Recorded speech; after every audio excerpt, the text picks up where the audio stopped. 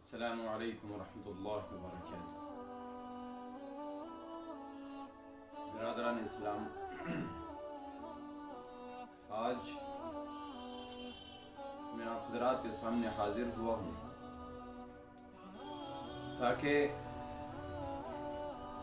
جو ہمارے نئے معاشرے میں جدید دور میں غلط فہمی لوگوں کے ذہن میں ہے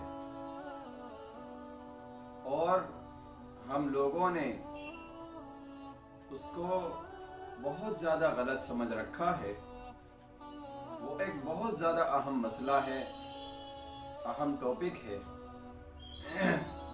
جس کا ازالہ میں کرنا چاہتا ہوں تاکہ لوگوں کے ذہن میں جو غلط فہمی ہے اس کو ختم کر سکوں۔ اور وہ ٹاپک ہے، وہ مسئلہ ہے کہ مرد کا دوسری شادی کرنا، مرد کا دوسرا نکاح کرنا، آیا اسلام نے اس میں کیا حکمت رکھی ہے؟ کیا اس میں لاجک ہے؟ آیا اس میں مرد کا فائدہ ہے یا عورت کا فائدہ ہے؟ اس دوسرے نکاح سے معاشرے پر کیا سدھار کے اثر ظاہر ہوتے ہیں، اور نہ کرنے پر، صرف سنگل شادی کرنے پر اس کے کیا منفی اثرات ہوتے ہیں؟ میں آپ حضرات کے سامنے اس پر ذرا روشنی ڈالنا چاہوں گا، بس آپ کی ذرا توجہ کی خاص ضرورت ہے۔ دراصل دوسری شادی کرنا، مرد کا دوسرا نکاح کرنا، یہ ہم لوگوں نے غلط سوچ رکھا ہے کہ مرد کی خواہش ہے، مرد کا فائدہ ہے۔ دراصل اس میں عورت کا فائدہ ہے۔ قرآن کریم نے جو 4 شادیوں تک کی اجازت دی ہے کہ مرد 4 نکاح کر سکتا ہے، اس میں عورتوں کا فائدہ ہے۔ کیسے پتہ لگے گا؟ یہ درد ان ہماری ماں اور بہنوں سے پوچھو، ان ہماری بہنوں سے معلوم کرو جو کنواری بیٹھی رہتی ہیں اور بڑھاپے کی عمر کو پہنچنے کے لیے تیار ہوتی ہیں، رشتہ نہیں مل پاتا۔ اس کا درد ان بیوہ عورتوں سے پوچھو جو جوانی میں ہی بیوہ ہو گئیں، ان کے شوہر کا انتقال ہو گیا، ایکسیڈنٹ ہو گیا یا کسی اور طریقے سے ان کی وفات ہو گئی۔ اس کا درد ان عورتوں سے پوچھو جن کے شوہر غائب ہو گئے ہیں یا کوئی اور مسئلے سے شوہر ان کے پاس نہیں رہے، یا جن کو ان کے شوہروں نے طلاق دے دی ہے، اب شوہر ان سے دوبارہ نکاح بھی نہیں کرنا چاہتے ہیں اور ان کے ساتھ خاص طور سے بچے ہیں۔ اب یہ درد ان عورتوں سے پوچھا جائے گا تو وہ کہیں گی کہ کاش کہ ہمیں بھی کوئی اپنے گھر کی زینت بنا کر کے رکھ لے، چاہے دوسری یا تیسری چوتھی ہی شادی کیوں نہ کرے، کوئی چوتھا نکاح کر لے مجھ سے، تب بھی میں اس کے لیے تیار ہو جاؤں گی۔ یہ درد ان سے معلوم کیا جائے۔ دراصل ہوا کیا کہ اسلام سے پہلے جنگیں کچھ زیادہ ہی ہوا کرتی تھی، بات بات پر جھگڑا کرنا، ذرا سی بات ہوئی خاندان کے خاندان میں جھگڑا چلا جا رہا ہے، ایک کے اونٹ سے پہلے دوسرے کے اونٹ نے پانی پی لیا، ایک کی بکری سے پہلے دوسرے کی بکری نے پانی پی لیا، تو لڑائیاں شروع ہو گئی، جنگ شروع ہو گئی اور خاندان کے خاندان تباہ ہوتے چلے جا رہے ہیں۔ جب لڑائی ہوتی ہے، جنگ ہوتی تھی، تو ایسی صورت میں مرد زیادہ قتل ہوتے تھے، کیونکہ مرد ہی لوگ لڑائی جھگڑا کرتے ہیں، وہی جنگ کرتے ہیں۔ تو مرد کی وفات ہو جاتی ہے، اب عورت بیوہ رہ جاتی ہیں۔ نہ جانے ایک دن میں ہزاروں عورتیں بیوہ ہو گئیں۔ اب مرد کم ہو گئے، عورتیں بیوہ ہیں، اب ان کا کیا کیا جائے؟ تو رواج چلا کہ جتنی ہو سکے مرد شادی کریں، نکاح کریں۔ لوگ ترغیب دیتے تھے کہ بھائی فلاں بیوہ ہے، اس کا بھی گھر چل جائے گا، آپ کو اللہ نے خوب دیا ہے، لہذا اس سے نکاح کر لیں۔ تو لوگ اس طرح سے خوب نکاح کر لیا کرتے تھے۔ جب اسلام آیا تو اسلام نے آ کر کے اس پر پابندی لگائی اور حکم دیا کہ 4 تک نکاح کر سکتے ہیں، 4 سے زائد کی اجازت نہیں ہے۔ اور پھر خود آپ علیہ الصلوۃ والسلام نے اور صحابہ کرام رضوان اللہ تعالی علیہم اجمعین نے اس پر عمل کر کے دکھلایا، اس کو عملاً نمونہ آپ لوگوں کے سامنے پیش کیا کہ آپ علیہ السلام نے 25 سال کی عمر میں جو شادی کی، سب سے پہلے جو نکاح کیا وہ 40 سالہ ایک عورت سے نکاح کیا، 40 سالہ بیوہ عورت تھی۔ پھر اسی طرح سے آپ علیہ السلام نے مزید 10 نکاح کیے، جن میں سے 11 نکاح ہو گئے، جن میں سے 10 عورتیں جو ہیں وہ بیوہ ہیں یا پھر شادی شدہ ہیں پہلے سے، پھر ان کو طلاق ہو گئی ہے، کسی نہ کسی طرح سے وہ اپنے شوہر سے جدا ہو کر کے آپ علیہ السلام کی خدمت میں آئی ہیں۔ اسی طرح سے صحابہ کرام رضوان اللہ تعالی علیہم اجمعین نے بھی 4 نکاح کر کے دکھلائے ہیں، لوگوں کے سامنے پیش کیا ہے کہ اگر بیوہ عورت کوئی آپ سے سہارا چاہتی ہے، کوئی مطلقہ عورت ہے، اس کو طلاق ہو گئی ہے، تو وہ آپ کا سہارا چاہتی ہے، تو آپ کے ذریعے اگر اس کا گھر بچ سکتا ہے، اس کے بچے آپ کے سہارے سے پرورش پا سکتے ہیں، تو ہمیں اس نیک کام کے لیے تیار رہنا چاہیے۔ اور یہاں تک کہ جنگ آزادی سے پہلے، انگریز کے زمانے سے پہلے تک یہ اصول اچھی طرح سے رواج پا رہا تھا، اور یہ بات عام تھی کہ اگر کوئی شخص دوسرا نکاح کر لیتا ہے، تیسرا نکاح کر لیتا ہے، چوتھا نکاح کر لیتا ہے، تو کوئی عیب نہیں سمجھا جاتا تھا۔ ایک حد تک انگریز کے زمانے میں بھی اگرچہ حالات ٹھیک نہیں تھے، لیکن جب انگریز گیا اس ملک سے، آزادی ملی، تو اس کے بعد جو نئی تعلیم آئی ہے، اس کے بعد جو تعلیمی پالیسیاں رواج پائی ہیں، انہوں نے لوگوں کے ذہن خراب کرنے شروع کی۔ انہوں نے آہستہ آہستہ زہر اس کے اندر ملایا اور لوگوں کو بتلایا کہ یہ شادی کا مقصد، نکاح کا مقصد صرف اور صرف خواہش پرستی ہے، جبکہ قرآن کریم نے شادی کا مقصد صرف خواہش پرستی نہیں بتلایا ہے۔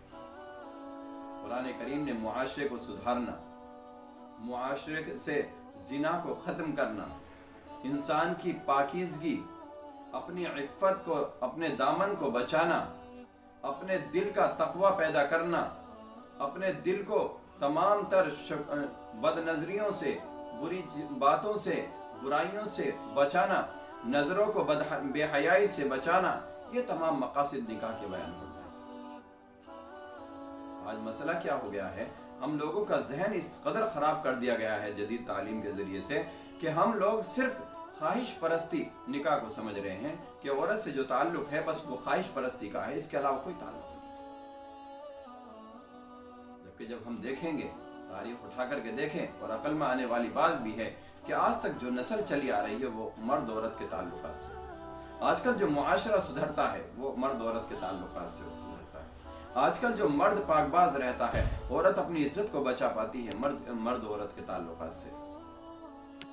تمام تر فائدے ہیں، انسان یکسو رہتا ہے، پریشانیوں سے بچا رہتا ہے، محفوظ رہتا ہے مرد عورت کے تعلق سے۔ اس لیے آج دیکھیں گے کہ ہمارے معاشرے میں بھی کوئی مرد گیا، اس کی وفات ہوئی ایکسیڈنٹ کے ذریعے، کوئی حادثہ ہوا یا کہیں سفر پر گیا ہوا تھا، فلا اس طرح سے عورتیں بیوہ ہوئی۔ پھر اسی طرح سے ایک شخص نے اپنی عورت کو طلاق دے دی، دوسرے نے کسی اور جھگڑے پر اس کو طلاق دے دی، تیسرے نے جہیز کے اوپر، جہیز کا مطالبہ تھا جو پورا نہیں ہو سکا، طلاق دے دی۔ بہت ساری باتیں اس طرح کی پریشانی کون آئیں سامنے، جن سے پتہ لگتا ہے کہ عورتیں بیوہ ہوتی چلی جا رہی ہیں، کوئی طلاق کے واسطے سے، کوئی مرد کی وفات کے واسطے سے، جس سے ہمارا معاشرہ بگڑتا چلا جا رہا ہے اور عورتوں کی عزت داؤ پر لگی ہوئی ہے۔ شہر کے اندر جب عورت نکلے گی بیوہ عورت، اس کی عزت محفوظ نہیں، لوگ جب اس پر نظر ڈالیں گے تو گندی نظر ڈالیں گے، وہ اپنی عزت کو بچائے ہوئے کسی طرح سے چھپتی چھپاتی نکلتی ہے، نہ بھائی کے گھر چین ہے، نہ ماں باپ کے گھر سکون ہے، کبھی کوئی اس کو یوں ہی تانا مار دیتی ہے، کبھی کوئی کچھ بھی کہہ دیتا ہے، کیونکہ اس کا کوئی سہارا نہیں۔ عورت کا سہارا اگر کوئی اصل ہے تو بچپن میں ہاں ماں باپ ضرور ہیں، لیکن جب جوان ہو جاتی ہے تو سب سے بڑا سہارا شوہر ہوتا ہے۔ اس لیے شوہر سے تعلق ہونا ضروری ہے عورت کا۔ جب عورت شوہر کی لگام سے نکل جاتی ہے، شوہر کا انتقال ہو گیا ہے، شوہر نے طلاق دے دی، پھر اس کی عزت محفوظ نہیں رہتی، پھر 10 بری نظریں اس پہ پڑنے لگ جاتی ہیں۔ ایسی صورت میں ضرورت ہے کہ ان بیواؤں کی، ان مطلقہ عورتوں کی عزت کو بچایا جائے، ان کی عزت کو پامال ہونے سے محفوظ کیا جائے اور نکاح کا واسطہ لیا جائے۔ निकाह का सहारा लेकर के इन औरतों की इज्जत को बचाएं। इसीलिए कुरान करीम ने हुक्म दिया है कि हाँ, दूसरा निकाह कर सकते हैं, तीसरा निकाह कर सकते हैं, चौथा भी निकाह कर सकते हैं, लेकिन 2 शर्तें। यूं ही नहीं कि निकाह करो और परेशान कर दो दूसरी को। 2 शर्तों के साथ निकाह कर सकते हैं। नंबर 1 कि नानो नफ़क़े की इतनी कुव्वत हो कि दोनों का सहारा बन सके, दोनों को खिला सके, दोनों की परवरिश और उनके बच्चों की परवरिश कर सके। इसी तरह 3 की गुंजाइश है, 4 की गुंजाइश है, उसके पास अल्लाह तबारक व तआला का दिया हुआ इतना माल है कि वो 4 के घर चला सकता है, तो 4 कर ले, ताकि उन्हें भी सहारा मिल जाए और मर्द भी अपना लगा रहे हों। और सहाबा किराम रिज़वानुल्लाह ताला अलैहिम अजमईन को देखेंगे तो सहाबा ने ज़रूर 2-3 शादी की हैं, लेकिन कोई ज़रूरी नहीं है कि सिर्फ रात को ही उनके पास जाए या हम बिस्तरी की जाए। असल मकसद ये नहीं था, असल मकसद ख्वाहिश परस्ती नहीं थी, असल मकसद था उन्हें सहारा देना। और यही वजह थी कि आप अलैहिस्सलाम के पास शिकायतें आ जाती थीं कि हमारे ख़ाविन बिस्तर पर हमारे पास नहीं आते, कई दिन तक नहीं आते। वजह क्या थी कि सहाबा किराम रिज़वानुल्लाह ताला अलैहिम अजमईन इबादत में मसरूफ़ रहते थे। अगर 1 से ज़ायद जो बीवियाँ उन्होंने की हैं, वो वाकई उनमें एतदाल करते थे, इंसाफ पसंदी करते थे, लेकिन फिर भी असल मकसद जो था वो उन्हें सहारा देना था, उनके घर बसाना था, उनके बच्चों का सहारा बनना था। इसलिए आज भी ज़रूरत है, अगर हम दूसरा निकाह कर रहे हैं तो दूसरा निकाह करना चाहते हैं तो करें, बहुत अच्छी बात है, लेकिन 2 शर्तें हैं। अपनी माली कुव्वत इतनी हो कि दोनों का घर चला सके, और जिस्मानी कुव्वत भी होनी चाहिए, और यकीन होना चाहिए कि हाँ, हम इंसाफ कर सकते हैं। गालिब गुमान है कि हम इंसाफ कर सकते हैं तो ठीक है, करें, और अगर यकीन है कि हम इंसाफ नहीं कर सकते हैं दूसरी ला करके, तो फिर ऐसी सूरत में बेहतर यह है कि दूसरा निकाह ना किया जाए। क्योंकि जब दूसरा निकाह हो गया, तीसरा हो गया, चौथा हो गया, तो सारी बीवियों के दरमियान इंसाफ करना ज़रूरी होगा। अगर किसी को अपने ऊपर यकीन है तो अच्छी बात है, दूसरे का घर बसाए और फिर उसका अजर व सवाब इंशाअल्लाह अल्लाह तबारक व तआला के यहाँ पाएगा। तो कहने का मकसद ये है कि हम ये ना समझें कि मर्द अपनी ख्वाहिश के लिए दूसरा, तीसरा, चौथा निकाह करता है, बल्कि ये जो ज़रूरत है, इसमें जो असल फ़ायदा है वो औरत का फ़ायदा है, जिसकी वजह से कुरान करीम ने, इस्लाम ने दूसरे, तीसरे निकाह, चौथे निकाह की इजाज़त दी है। अल्लाह तबारक व तआला हम सब की इन गलत फहमियों से हमारी हिफाजत फरमाए।